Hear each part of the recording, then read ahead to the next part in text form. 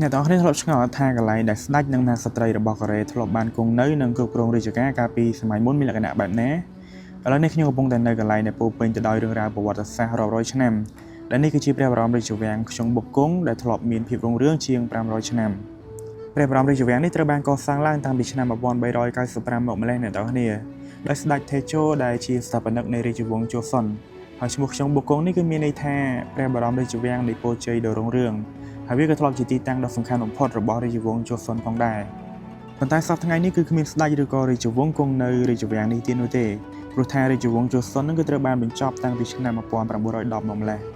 ហើយនៅពេលដែលខ្ញុំបានមកលេងរាជវាំងនេះខ្ញុំមានអារម្មណ៍ថាដូចបានធ្វើដំណើរឆ្លងកាត់ពេលវេលាទៅអតីតកាលយ៉ាងអ្នកនរគ្នាព្រោះថារាល់រាជដំណាក់មួយៗនិងការរៀបចំទាំងអស់គឺវារក្សានូវភាពរុងរឿងនិងសុភាពធម្មតាមែនទែន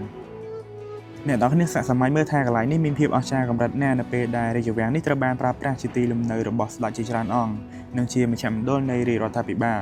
ជានេះទៅទៀតវាគឺជាកន្លែងដែលស្ដេចសេជុងដ៏អស្ចារ្យបានបង្កើតអក្សរហាន់គឿលដែលជាអក្សរសាស្ត្រជាតិរបស់កូរ៉េផងដែរ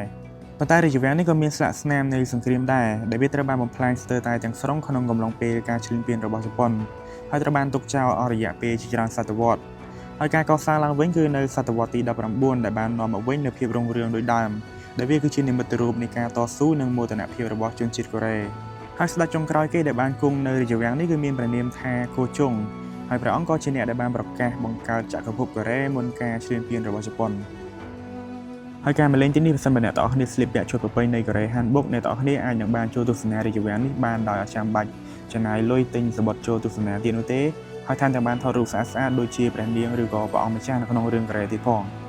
និយាយទៅការមកលេងទីនេះអ្វីដែលតាក់ទាញចំណាប់អារម្មណ៍ភ្ញៀវទេសចរច្រើនជាងគេនោះគឺការស្លៀកពាក់ឈុតប្រពៃណីកូរ៉េហានបុកនឹងហើយចូលថតរូបនៅក្នុងរាជវាំង